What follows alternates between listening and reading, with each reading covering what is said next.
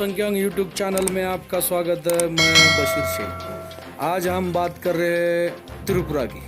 त्रिपुरा में मुसलमानों के इबादतगाह को, मस्जिदों को जलाया जा रहा है। मुसलमानों की दुकानें लूटी जा रही है। मुसलमानों की दुकानों को नुकसान पहुंचाया जा रहा है। घरों को जलाया जा रहा है। इसी संदर्भ में मजलिस इत्तेहादुल मुस्लिमीन लातूर के जानिब से जिलाधिकारी को निवेदन दिया गया।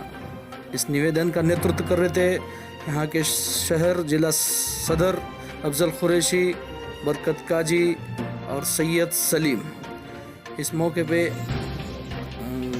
कार्यकर्ता मौजूद थे और उन्होंने जिलाधिकारी से कहा कि मुसलमानों के इबादतगाह को नुकसान पहुंचाया जा रहा है। ये बांग्लादेश की सज़ा हिंदुस्तान के मुसलमानों को क्यों मिल रही है, इसलिए ये सब रोका जाना चाहिए, ऐसा निवेदन में कहा।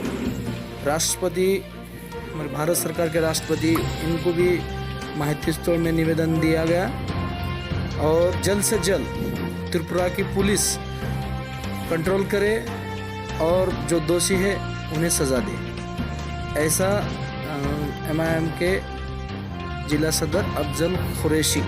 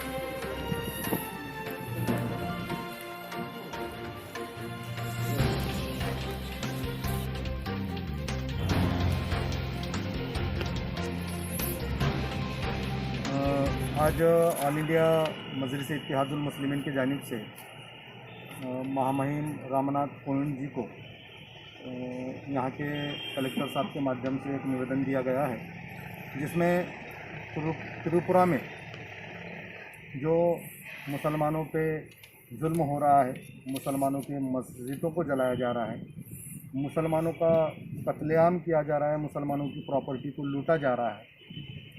इसलिए अली जनाब बैरिस्टर असदुद्दीन ओवैसी साहब के हिदायत पे और महाराष्ट्र के सदर इम्तियाज़ जलील साहब की हिदायत पे और गफ़ार कादरी साहब और तो मराठवाड़ा सदर फिरोजुल आला साहब, इन तमाम लोगों की हिदायत पे आज ऑल इंडिया मजलिस इत्तेहादुल मुस्लिमीन के जानिब से कलेक्टर साहब को निवेदन दिया गया, जिसमें हमारी मांगों को रखा गया। त्रिपुरा में कुछ हफ्तों से मुस्लिम समाज विरोधी संगठनों से मुस्लिमों के खिलाफ घोषणा और हिंसक मामला करके 15 से 16 मस्जिदों को जलाया गया और मुस्लिम कई घरों पर हिंसक हमला करके आग लगा दिया गया। इस हमले में कोई मुस्लिम भाई गंभीर जख्मी हो गए हैं। त्रिपुरा राज्य में मुसलमानों का संसार खुलेआम गिर पड़ा है और कई मुसलमानों को आर्थिक समस्या का सामना करना पड़ रहा है। इसलिए वहाँ के मुसलमानों को आर्थिक मदद करना चाहिए। ये घटना काफ़ी निंदनीय है और मानवता के ख़िलाफ़ है। देश की प्रतिमा मलिन करने वाली है। इस घटना में पुलिस प्रशासन का सहभाग ये बड़े चिंता का विषय है। अगर से कोई पुलिस ऑफिसर हिंसक लोगों के साथ, जो जलाने वाले लोग हैं, उनके साथ ठहर के अगर से नारेबाजी करता है तो इस देश के लिए बड़ी शर्मनाक बात है।